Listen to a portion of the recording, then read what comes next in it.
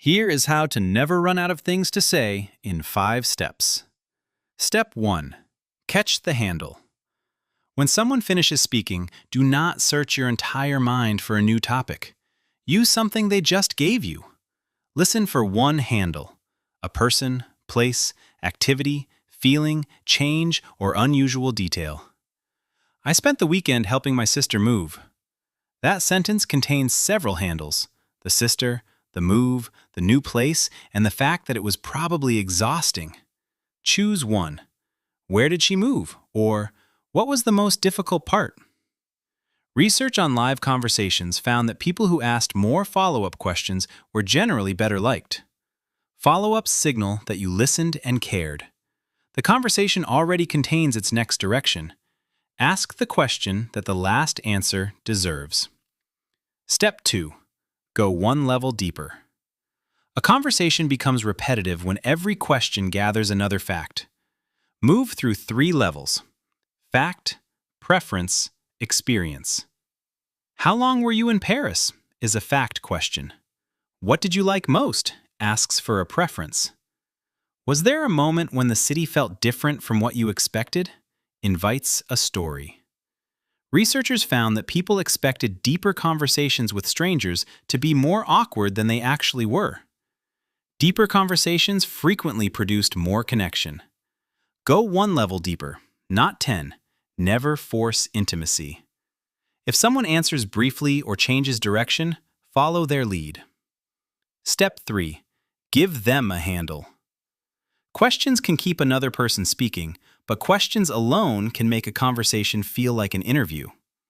After showing genuine interest, use react, relate, return. That sounds exhausting. I moved last year and underestimated how strange the first week would feel. Does the new place feel like home to her yet? You reacted, offered a relevant detail, and returned attention to them. That detail also created new handles. Reciprocal self-disclosure can increase closeness. But asking a question merely so you can answer it yourself, called Boomerasking, can appear insincere. If you ask, stay with the answer long enough to prove your interest was real. Step 4. Use ordinary stories. You do not need extraordinary experiences. Use ordinary moments: missing a train, trying a recipe, or making a minor mistake. Compress each story into situation, unexpected turn, reaction. I tried to assemble a desk yesterday. Halfway through, I realized the top was backwards.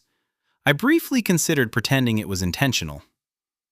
Researchers found a novelty penalty. People expected listeners to prefer unfamiliar stories, but listeners often enjoyed familiar ones more because they could fill the gaps. Novel stories require more explanation. When your mind feels empty, ordinary life provides easier common ground. Step 5. Carry 3 spare threads. Before a conversation that matters, prepare 3 topic seeds: past, present, future. Something that happened, something you noticed, something either of you is anticipating. Keep each seed to 3 words: missed train, sleep experiment, weekend wedding. These are emergency exits, not scripts. Stay with the current thread while it has energy. When answers shorten and ideas repeat, use a bridge. That reminds me, I meant to ask you. You are also allowed to let a conversation end. A pause is not an emergency, and a closed answer may mean the other person does not want to continue. The goal is not to speak without stopping. It is to have somewhere useful to go when both people want to keep talking. Practice this now. Take one ordinary sentence from your day, underline 3 possible handles, ask 1 fact question, 1 preference question, and 1 story question. Then add 1 short detail of your own that gives the other person somewhere to go. Catch the handle. Go one level deeper. Give them a handle. Use ordinary stories. Carry 3 spare threads. Knowing what to say helps you stay in the conversation, but it does not stop you worrying about how every word will be judged. That is the next video. How to not care what others think in 5 steps.